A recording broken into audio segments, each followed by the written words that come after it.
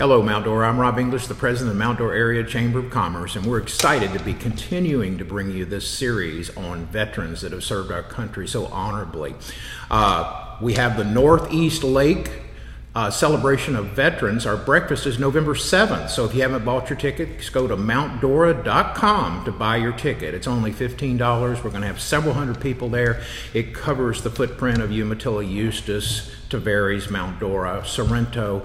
It's just a great, great celebration. Thank you for our partners, the chambers in Umatilla, Eustis, Tavares, and East Lake Chamber for pulling this all together. I'm here today with Don Litzenberg, a Navy veteran, E4 when he got out, and just a great, great story he has. But before we get to your time in service, let's talk about where'd you grow up, Don? I grew up in Nonesville. It's a small town. I've lived on a farm for a while. Yes, sir. How big a farm? How many acres? It was 90 acres. Oh, 90. That's a pretty good sized farm. Yeah. For Missouri, that's probably pretty good. What'd you grow?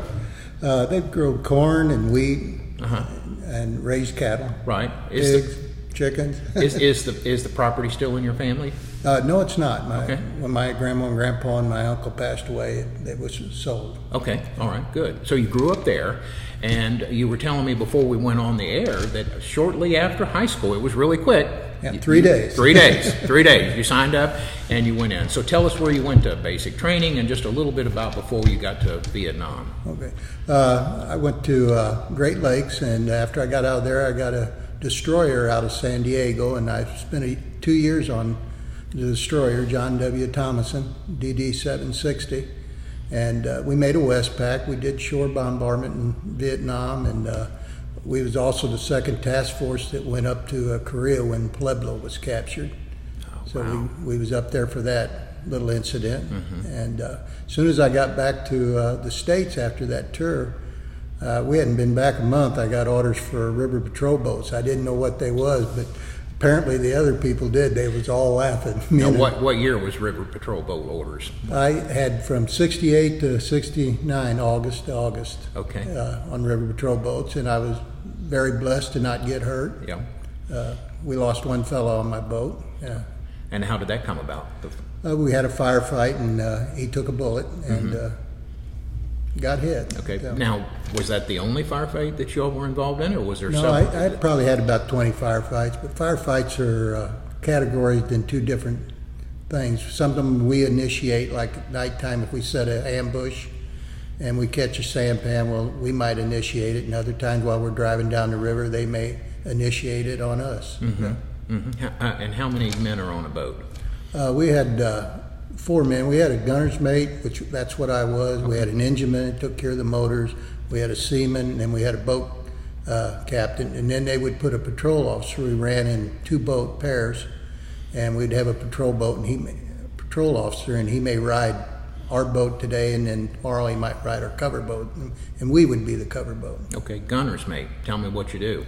Oh, well, we cleaned the guns. And we make sure they work. We had 350 calibers on that boat, and we had a 60 and a Honeywell grenade launcher. We had 3 M16s, 2 M79s, and a mortar tube. Okay, how many rounds can you carry when you're fully loaded? Remember? Well, we had 500 up front, and then we didn't have that many in the back. We had a smaller container. I don't really remember how many. Right. Okay. So when you're running the boat on the rivers over there, you go out on patrol and then you come back. Is that how it works? Or yeah. Just tell me a little bit about the daily and monthly and year's activities while you were there.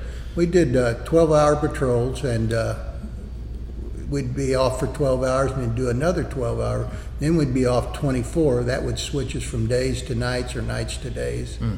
And while we was on patrols at night, we'd set ambushes.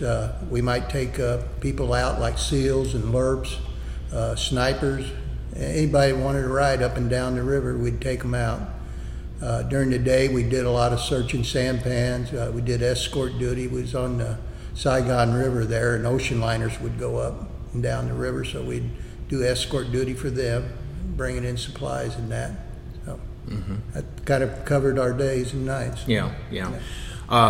Did you consider making it a career, or were you just glad to get out quickly when you could? No, I was glad to get out. Yeah.